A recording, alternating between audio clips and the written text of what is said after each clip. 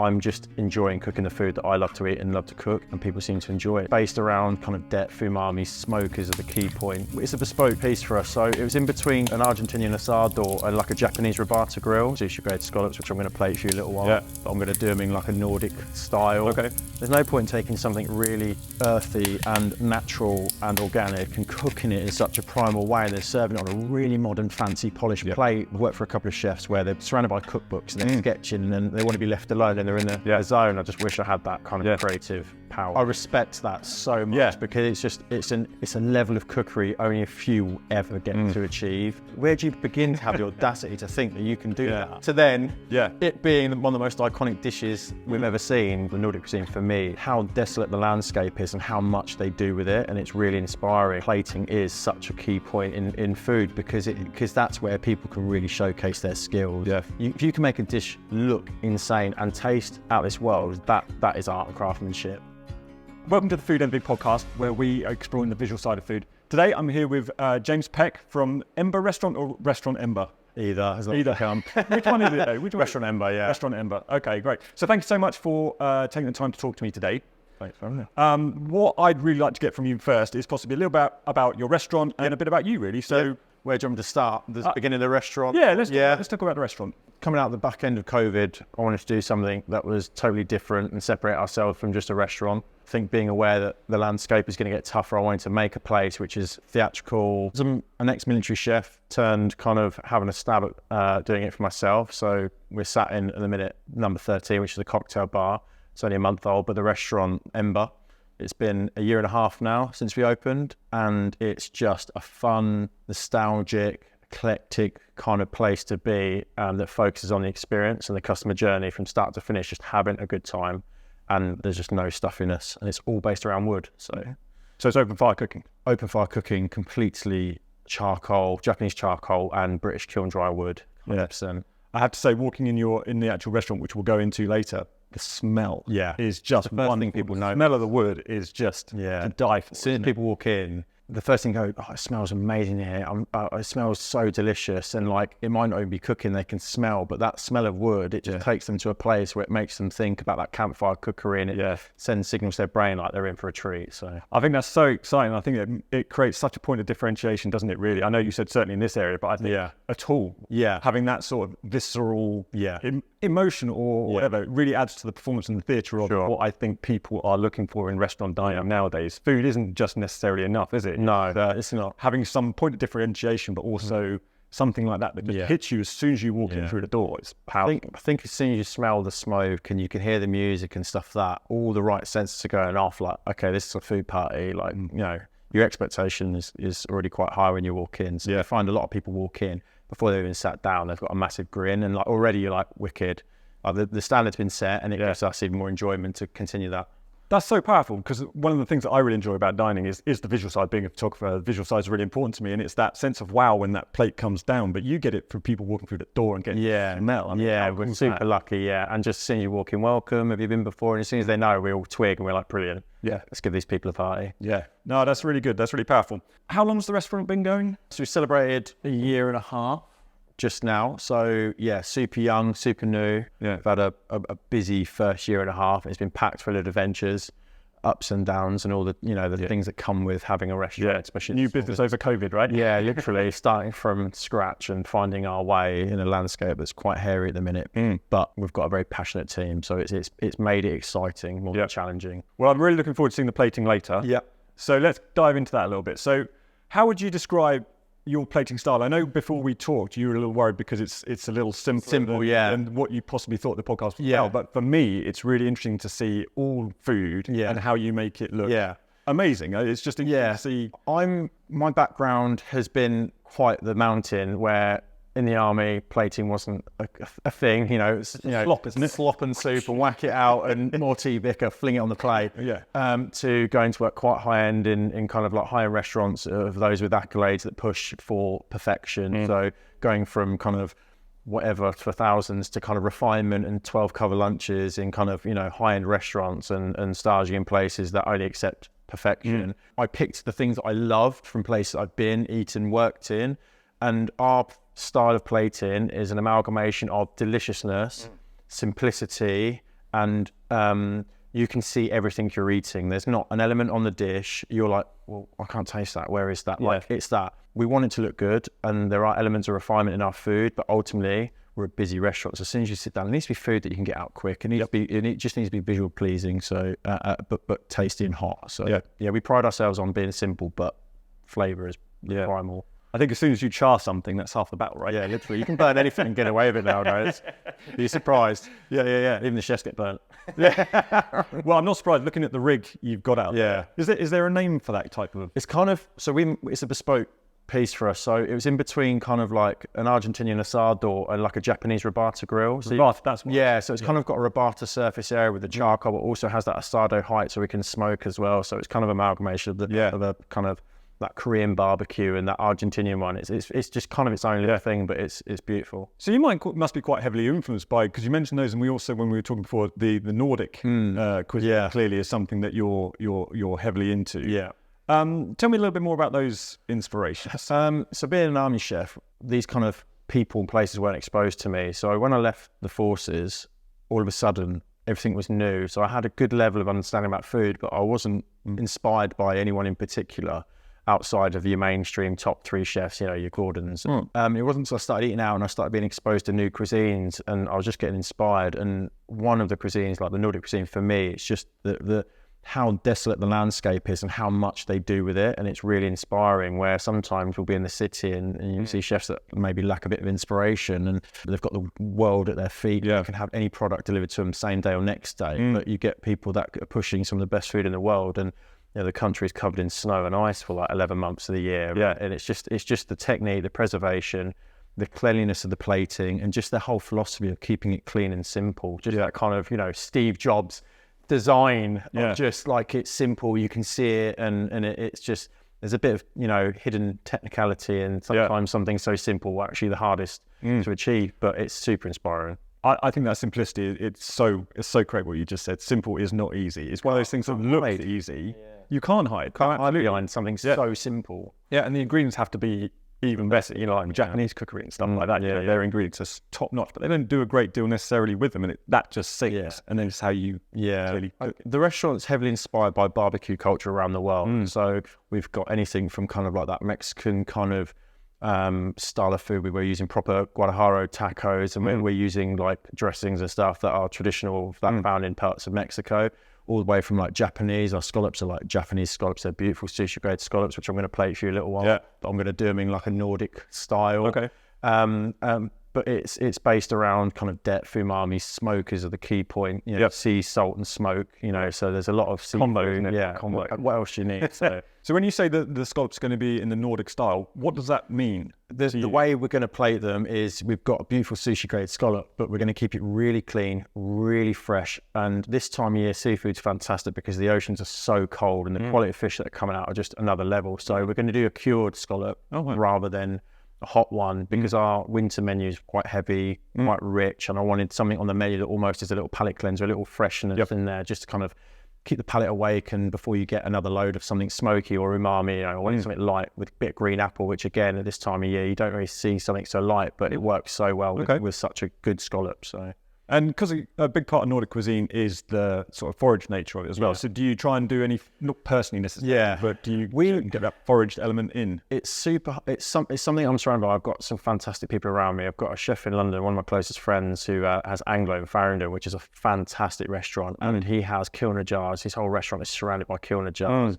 It's just a world I think you could get lost into, and I wish I had more time to explore it. So I personally have done a very small amount, but when your wild garlic flowers are in your 3-cornered leeks, we'll go and get those. And when the world starts to turn a little bit greener, that's when I'll be out getting bits and bobs. But the kind of covers we're doing, it's just super hard to kind of keep that level of pick from the ground when you're doing the kind of volume that we are as such a small business. And I also, just being chef patron, finding the time to physically go and do it yourself. Yeah. I was just wondering if there's anyone local, because I speak to a lot of guys that, foragers will just come up to the back door and say, look, this is what I've got. This is what I can I mean, we probably need one of those. That would help actually. we could use one of them. But there's some wicked little farms around that kind of springtime sprouts some absolute wonders. And I had a guest chef who I just mentioned, Andy Raffo from Farringdon in London.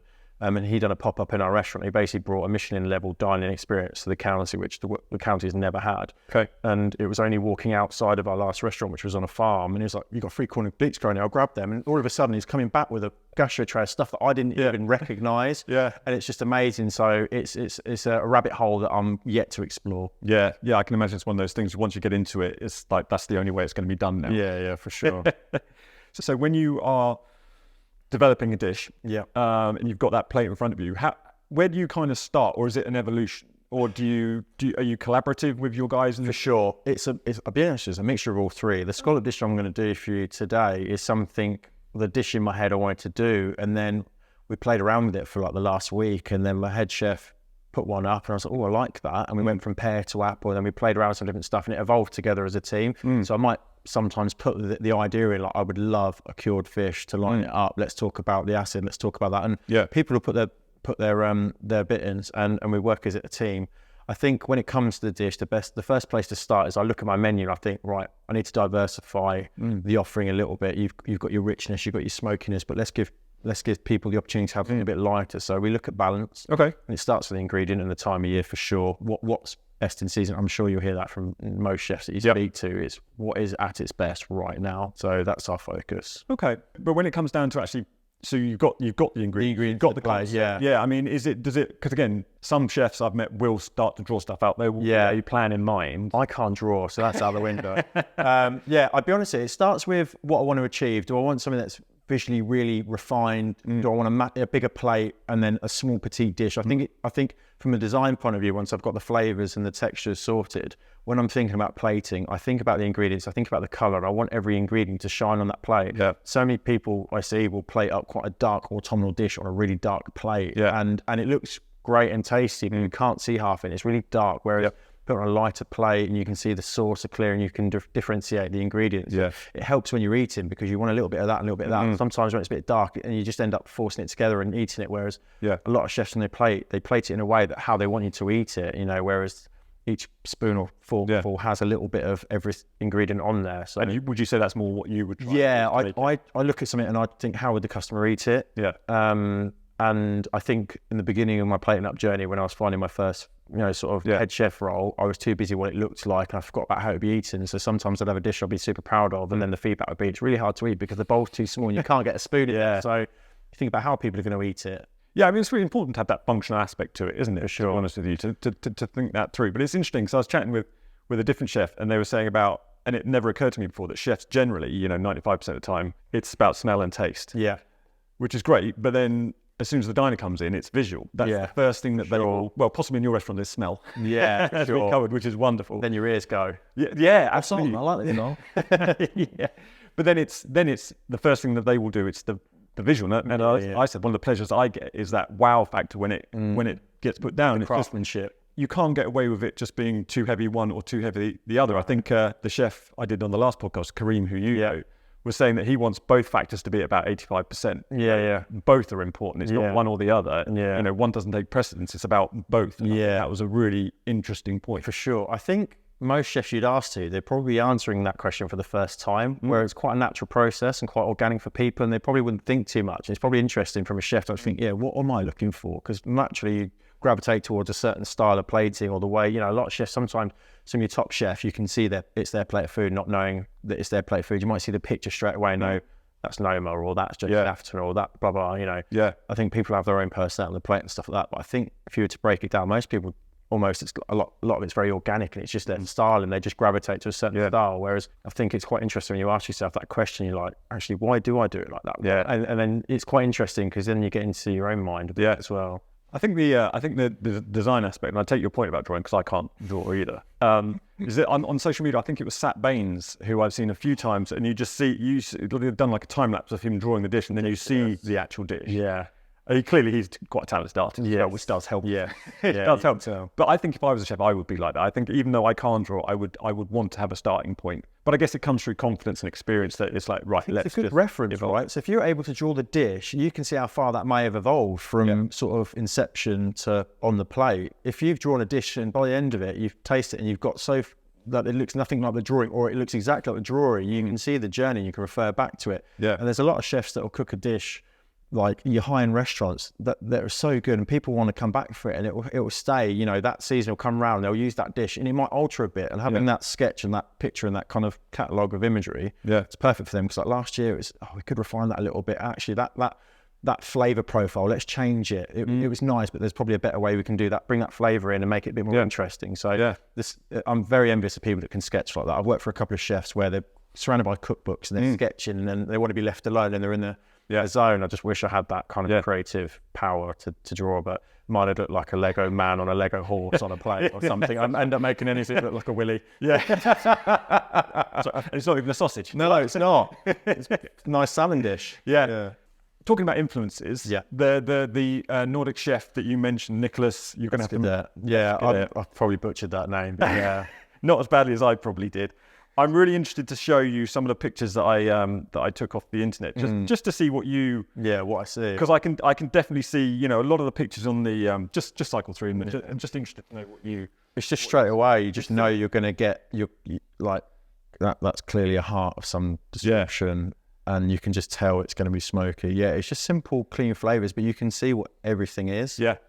I love. This is one of my favorite pictures. I just love how you sift flour with that, but now it's one of the most powerful fire kitchen tools in kitchens. You see them everywhere now with people cooking over. It's just a not being afraid to just do something their way. And so is he kind of given the credit of starting that type of? Maybe. It's just. It's definitely someone who's taken it to the heights that most people haven't seen before.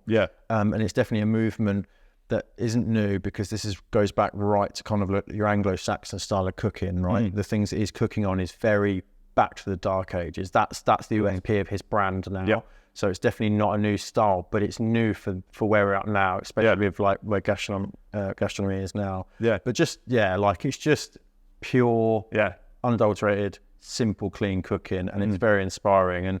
And I'm lucky enough to eat in the London restaurant that they share. Was it a London restaurant? Is it? There's a 1-star in Sweden.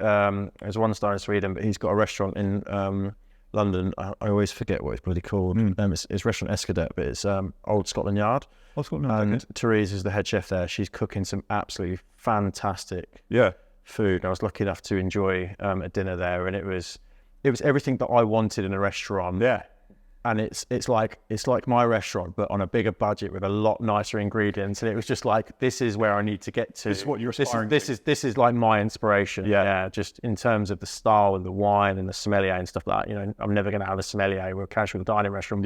If I was to sit into a restaurant and be like, this is what I love more than anything, it was definitely that. Just the visual, the smell. Like we seem to give people that journey, and then I'm lucky enough to get it there. So it was so good to have something that inspires. Without inspiration, and it's really hard to look at the next rung or where you want to get to, right? You need to be inspired. You need people to look up to, because, you know, how else are you going to climb that ladder if you don't see people in front of you who've done it? Oh, absolutely. And what are your aspirations for the restaurant then, do you think? Being an owner-operator, it's bums on seats. It's my focal key point. It's weathering the storm. Hospitality is a brutal place. I want to offer consistency to all my customers. I want them to come back and just go, you know, I've been 5 times and every time it's been amazing. The menu's been different. There's things I've loved on each one, but I've walked away and I've not been disappointed.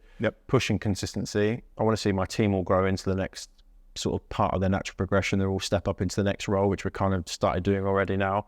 And more stages. So from a business point of view, I just want to push us into a really comfortable position and just make sure that, you know, we're not vulnerable to when the landscape changes. I'm not driven by accolades, or our food is definitely not one that would be pigeonholed in a Michelin-star restaurant by any means. I'm just enjoying cooking the food that I love to eat and love to cook, and people seem to enjoy it. So it is really just cementing that kind of core stability. I think that's key, isn't it? Doing what you want to do, especially when you're the boss. You know, for my own journey, I've been professional photographer for 10 years now, and I've done 6 weddings in my life. When I first started, because again, you just do what you need, and I hated every single one. And I had this epiphany moment where it's like, well, I'm my own boss now. Why am I doing stuff I don't want to do? You know, and I just love being around chefs and creative people and food and stuff. So I just thought that's where I feed off it. There's parallels in most businesses if there's a creative input. I think what's for me is super important as well is we're cooking without any pressure. like we have our own self pressure, but there's no real expectation when you come into the restaurant. We're in an area that doesn't really have a really strong gastronomic scene. There's no Michelin star rosettes. We've never applied for any of that sort of stuff.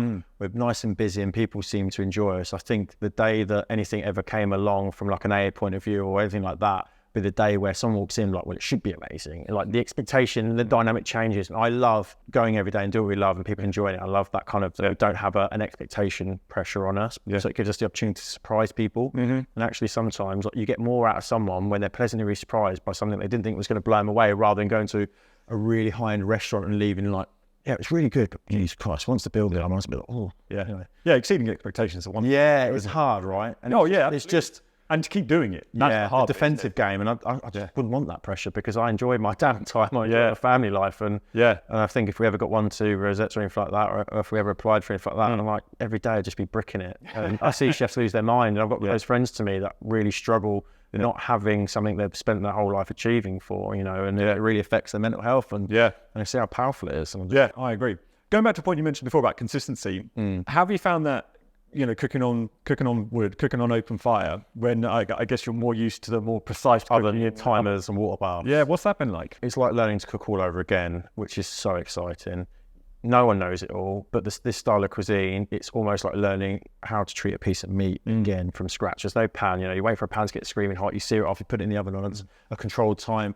Here you've got embers and it's touch and feel, and it's learning to understand that piece of meat more and how it reacts. Okay, the coal's a lot more of a harsher, higher temperature than a pan. So understand that meat's been shocked more, it needs a bit longer to rest, we need to cook it slowly and stuff. It's just learning to cook again, and it's exciting. And also what I can do on wood fire, I can't do in a pan. If I was to take the same dish and I do it out of a normal kitchen with gas or electric, I would not be able to push that dish to as far as I can over the fire. I don't think I can give you the same quality dish just because I've learned the ingredients we're using, what soaks up the flavours and the smokes and the cuts. So that's fascinating. I honestly think you put me in a normal kitchen, I'd really struggle. I'd have to adjust again to you'd have to unlearn garlic and butter and everything. and whereas here it's like there's so much flavour that just comes from a really good quality birchwood and beech. So when you started the restaurant, that's really what you wanted to do? It was key that it was fundamentally analog inspired restaurant. It's super primal and an experience. I think that term analog is interesting, isn't it, really? I did a video on my channel a while ago about not the death of the pub, but how the pub is struggling. And about how, people in the past liked a more analog experience. Like you sit in your pub, you got your fire and stuff like that, but now people want more experience. You want a more digital, you want your performance, you want theatre, you want your family to come in and all that kind of stuff. It's just interesting how things have to change, but there's still a place for sure for authentic. There's always a place 100%. For vinyl, right? There's always a place for film photography. 100%. You get romantic, right? That kind of level of that kind of art that doesn't die, like you say, your record players. When you go into like a vinyl shop and you've got like an old school 80s R&B soul track spinning, it's like you just look at it, it's like, freaking hell, that's a wicked time and place, and it deserves to test the time. There's a warmth to it. There's 100%. A warmth to that crackle and I'm of an age where I remember buying vinyl when I was younger. And I like that crackle. It does have a kind of warmth and a dewy-eyed nostalgia. But I still like having everything on my phone at the same time. I like that immediacy. So probably see a lot of vinyl players now in kitchens, because most people are plating up on them. Most people are putting a plate on a vinyl and then holding the puree still, and then you've got a perfect circle. I know plenty of restaurants that do it, and they're very open about it. You wonder how. You see a plate and it's got like a gel and it's like perfect. Like, how the hell? Because I know after chefs have got drinking problems, so they ain't got them. The steady hands aren't that steady. I thought for 1 second you were going to say they're serving them on vinyl, because that's just going too far. It's probably been done on GPM. Going back to the cooking on the fire, the one thing I am interested in, does that have any knock-on effect to the plating then? Does that have... it just allows me to use different types of plating techniques that link to the wood fire. So we're using a lot of, we'll have fresh pine sat under bowls and stuff that might be slightly torched, so you get a little bit of a smell. We try and link it. There's no point in taking something really sort of like earthy and natural and organic and cooking it in such a primal way and then serving it on a really modern, fancy, polished plate with like sauce jugs and stuff. It just doesn't work. It needs to be authentic. So we've got some nice plating but it all is, I'll be honest here, the irony is that our plates are just a tool, so I'll probably use the most simple canvas so the food can shine out. So actually when it looks at plating, that's probably where I least spend my attention. It's more like, what is my best blank canvas? Yep. It's normally the size of the plate, and you'll see later on we've either got white plates or black plates. You know, it's very much black.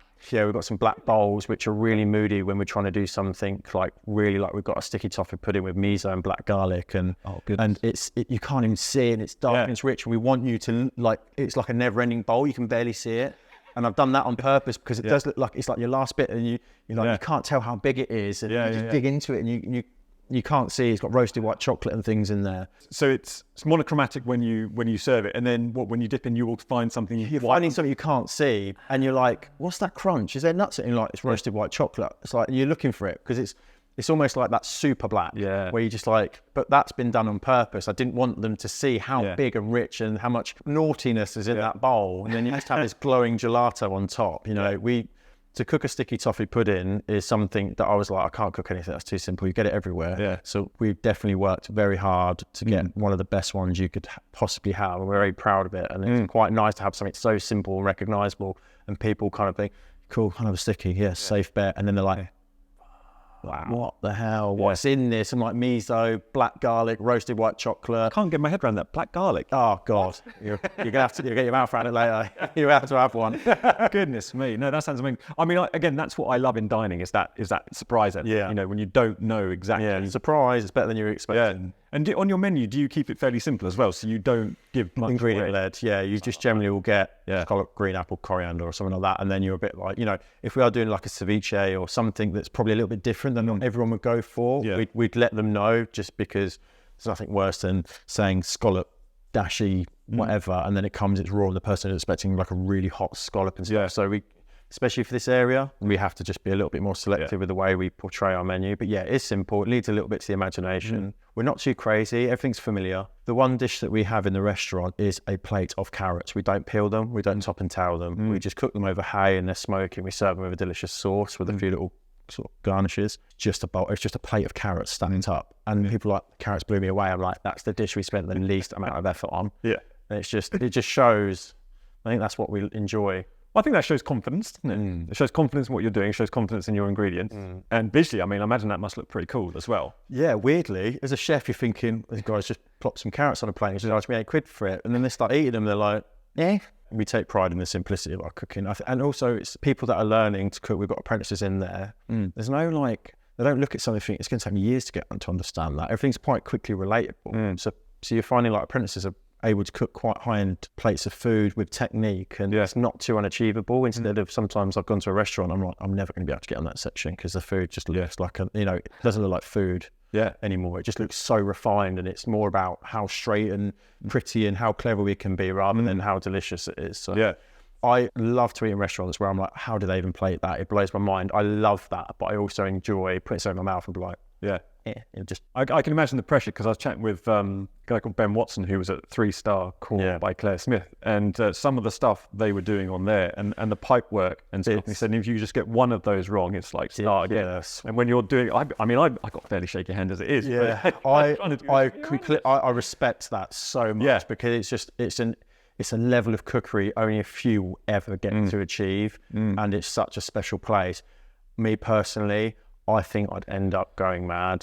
I just think I'd struggle with it. That level of perfection is that of only some can boast. They can achieve, and I've never worked in a 3-star, and I've worked at 1-star level, and even that is just a level above anything we've ever done. So it's super inspiring and a huge respect. I mean, because, from an aesthetic point of view, I can really appreciate that. I can't appreciate from plating it. And I actually don't think I can appreciate it enough from a taste point of view. I don't think I have an educated enough palate to really get that, if you know what I mean. Yeah. I've been in a lot of nice places, and for me, 1-star is like, I can justify that because I've had enough. It's relatable. And it is relatable. And I think as a fairly average eater, I can justify the cost of that. I don't think I can justify it because I just don't think I get it enough. Yeah. If you know what I mean. I was lucky enough that I managed to travel Europe with Jason Atten and Kareem as well as part of that. And we travelled from Norway to Spain to Italy, and we ended up in a 2-star in Paris, and we were served a souffle which was cooked tableside, or it was rising at the tableside. So they came out and it was like a cognac under the souffle dish, and the waiter would like light a match or something like that, and all of a sudden this souffle was rising at your table, and it wasn't until after they were talking about how long it took them to get that and like how mad they spent. And then in my head I'm just thinking of the man hours, and you know, it's just a level of I'm here to blow you away. Yeah. I don't want you to know how we've done it, and I want you to be absolutely gobsmacked at the fact that you're eating it. And that's what the 3-star, 2-star level restaurants are. And it's just not about food anymore. It's about everything is perfect. And I just so far away from a day's work I'd ever enjoy. Well, see, this is it. I imagine there must be a degree of it kind of takes the joy out of cooking almost. Do you know what I mean? Again, coming from an outside perspective, I don't know. But for me, that just strikes me as it's almost too mechanical. For me, it's like you need that, you know, that meticulation in a surgery, not food and drink. You know, it's, the way I see food is it's food and drink. Yeah. It's to make people happy, and it's like I'd rather my dentist and my doctor be that meticulous. Like my plating, I'm not so worried about. If it still tastes delicious, throw it on the plate. You know. Yeah. I think the one part for me which I would really like it, and I think you said it, is the wonder, because it's a bit like magicians. Like I'm not one of those people that wants to know how they do it. I just like the, oh my God, you don't want to meet your hero. You don't want to know how that magic trick was done. Exactly. Yeah. Whereas some people, I think, want to know, and then maybe they're the people that want to get involved and to get involved in that. And that's not me. I like the wonder. I like I like the not knowing sometimes. Yeah. You know, and I'm all right with that. I think sometimes when you're that blown away, you almost don't want to know, because then it does kill the magic. And there is so much magic in food and drink. Yeah. Like, and people are pushing some serious boundaries. And yeah, it's very inspiring. Well, especially as you are a chef, you know, to fool you, not to fool you, but if you don't know how it's done, that must be pretty cool, right? It's just how clever people can be, and it's like that level of creativity to think outside the box. It's just I can't fathom how some people get to a finished product. Like, what did that, you know, it's like the classic 3-star in Chicago, Alinea by Achatz. You know, when did he think, I'm going to create a sugar air balloon and I'm going to walk it out to the table like a balloon and the customer's going to pop it and then eat it? Like, where do you begin to have the audacity to think that you can do that? Yeah. To then it being one of the most iconic dishes we've ever seen, and it's a balloon. I think that's where it does kind of transfer from craft to art, you know, because I was chatting with Kareem, and for me, I consider my job, my photography as a craft. You know, I'm sure there are some artists out there, of course there are. For me, I don't necessarily see myself that way. And I think Kareem was saying he sees it more as a craft than an art until he starts really trying to push the boundaries of what he's doing and things like that. How do you kind of fall down on? I believe there's people that, as a byproduct of their creativity, are creating art. I think there's people that don't set out to think, I'm going to make this look like a Van Gogh picture, but because they're so bloody good at their job and they just understand how to play it, and they just have a natural gift, like they do create art. You know, you look at Michael Wignall's food, that is some of the most crazy looking, precise, clean plates of food I've ever seen, you know, and people like that. And like, I don't know him, and I've never had the pleasure of meeting him, but I guarantee he wouldn't tell you he was an artist, but I'm looking at it and I'm taking that for art. So I think it's very subjective. I would agree. And I would say the work I've seen from you is there's a level of art to it, and especially when, you know, you're bringing out the craftsmanship and the art. So I think there's ties, they go hand in hand. I think that's where, you know, plating is such a key point in food, because that's where people can really showcase their skills. Yeah. If you can make a dish look insane and taste out this world, that is art and craftsmanship. Yeah, I absolutely agree. It's like the Venn diagram, isn't it, where those two things meet, and that's what diners want. Overcompensating one for the other doesn't always work, but ultimately, if that plate of food tastes delicious, I think for me, there's some restaurants where it could take 4 or 5 minutes to plate up that dish because it's so intricate. There's so many bits. Like, I have to get a dish off the grill, rested, make sure it's still hot, and get it on that plate and to the customer within 30 seconds to 45 seconds, because volume. That we don't have big pass lights. Yeah. We don't have this big, you know, we just have wood fire. So the plates need to be out, you know, hot plate, food gone, and straight out. And the chef serve all the food as well. So literally, as soon as we finish plating, every chef serves the plate of food. So if you're sat in the restaurant, I've just cooked this venison dish. It's your venison dish, you know, from the plate straight. You know, so you're not waiting for it to go. There is literally no place to hide in your restaurant, is there? No. You know, which is good. I guess is good and bad. Good and bad. Yeah. For the first couple of months when I bring a chef in, it's either this is crazy or, you know, it's the funny one where you look over the pass and you just see a head pop up and then it'll pop back down like a meerkat because he's having a bit of lunch. I'm like, you know, so but it's good because it pushes everyone's personal skills. Everyone knows that their section is clean and tidy because they're being watched ever. So everyone's development is fast forward because they are being watched. How they communicate in the kitchen. You know, there's no egos, there's no scream and shout. There's just pure good communication. The plating, the washing the hands, the cleanliness of their workspace. And, you know, if I know you're watching me plate your dinner, I'm going to make sure that plate of food is the best I can do it. If you're sat behind a closed door, is the temptation there and you're busy just to bang on the plate? You know, because we build a rapport with every single table, because every chef goes to every table because of the different sections. So you have every chef working at your table at one point, telling you what your dish is briefly. We've got to be proud of what we're serving, because there is such a connection and a rapport built with your customer, and it's very intimate. Yeah. That's what gets people coming back, I'd imagine. You know, that loyalty and that service is great. So what's the most stunning dish that you've ever eaten? Where was that? Any ideas? There's definitely too many to name, but the one that comes straight to mind now was Pollen Street, Dale Bainbridge, head chef for Jason Atherton. It was a scallop dish. It was a raw orkney scallop. It was jalapeno.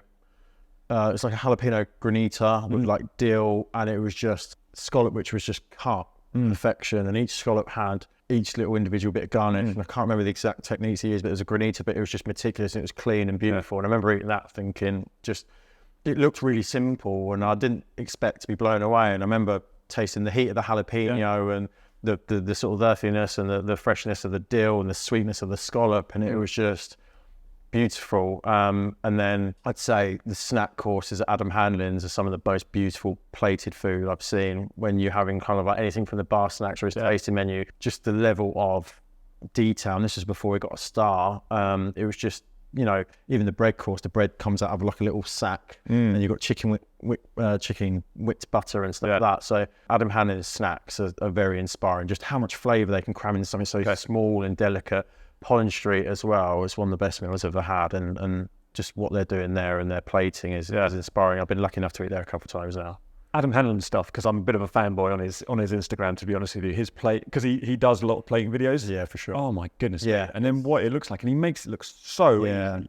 I think my favourite tasting dish I've ever had was the Wagyu fat lobster. Okay. And we bought the COVID meals when you had a tasting meal delivered to your house, you cooked at home, and it was like a water bath lobster claw, and it was just in A5 Wagyu fat. And it was a lobster claw, Wagyu fat, nothing else. And I was just like almost upset with myself that it's like, how can it be so delicious? Why? And it just made you feel completely incompetent. Just like, what has this guy done?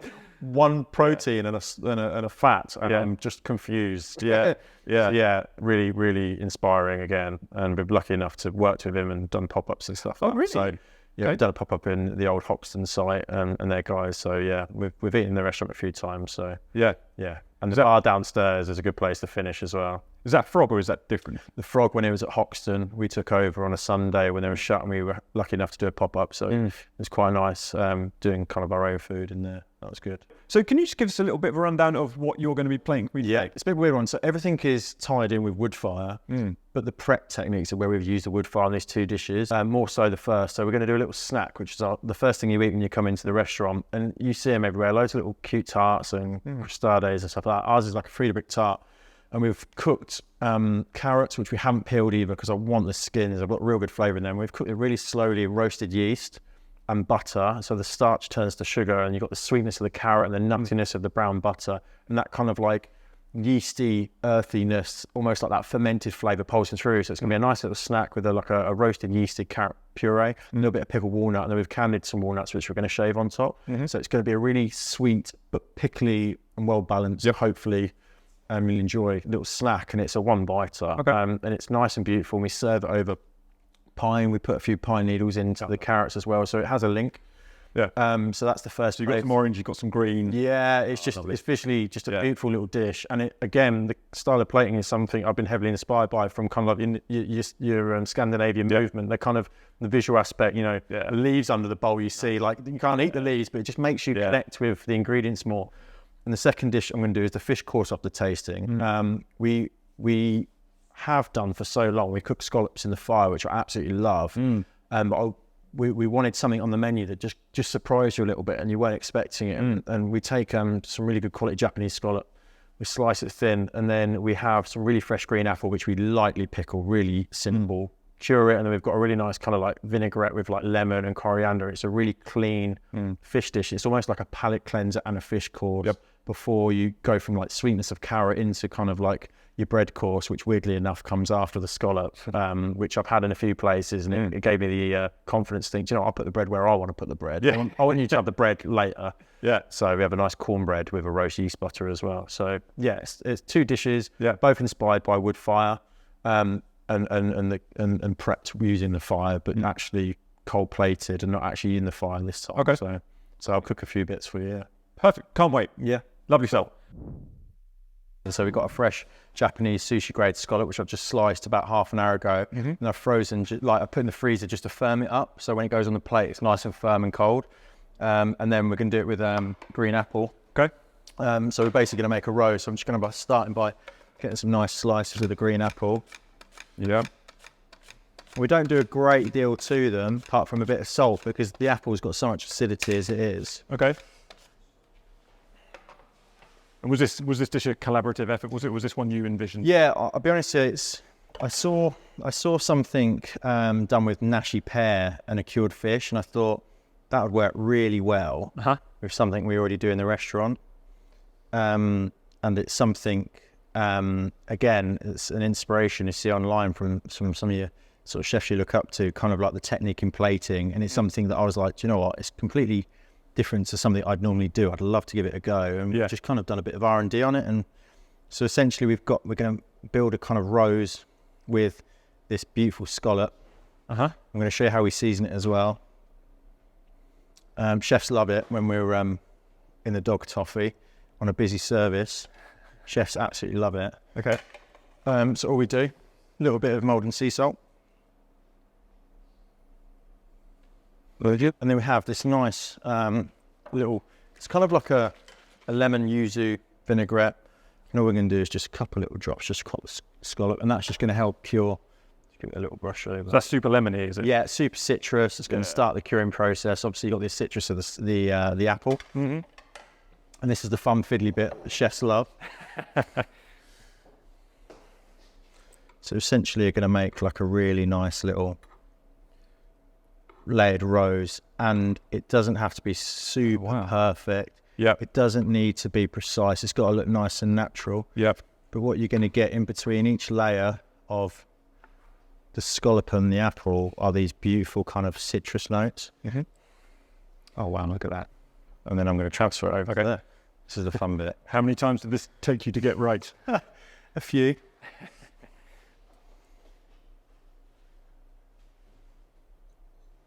Just have this really organic plate of scallop kind of an apple, and we have basically a bit more of that acidic yuzu dressing, and then we split it with something a bit more herbaceous. So we've got a really nice coriander oil.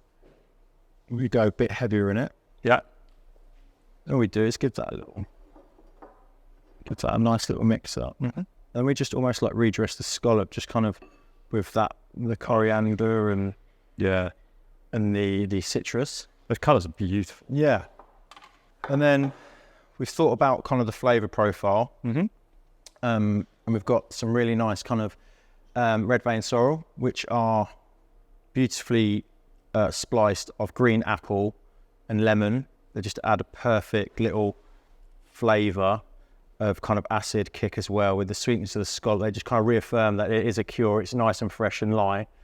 And we almost use the red vein sorrel as like another layer of seasoning. And then we've got these beautiful nasturtium flowers, which are super earthy. And they've got kind of like a grounded earthiness flavour, which kind of ties in the balance of all the other flavours.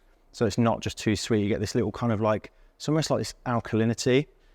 And we love them. And they go really good with fish, especially ones that are sweet. Yeah, so really nice. That's basically it. It's a really simple Nordic inspired scallop dish. Really lovely. So we're doing a second one here, are we, James? So this is the first course. So when you walk into the restaurant, you have a tasting menu, you're met with kind of like a snack. So basically we've got a roasted carrot and yeast puree, and then we've got like a pickled walnut black garlic. So you've just got a nice little bit of added acid, a bit of sweetness. So we're going to start with the pickled walnut and a very small layer of pickle for the acid. And that's just to get your kind of your palate wagging. And then we've got this beautiful roasted yeast and carrot puree. and it's kind of got like, the yeast gives it that kind of really delicious fermented flavour. Mm-hmm. And it's just buttery, it's sweet, it's rich. I don't think I've ever heard of roasted yeast.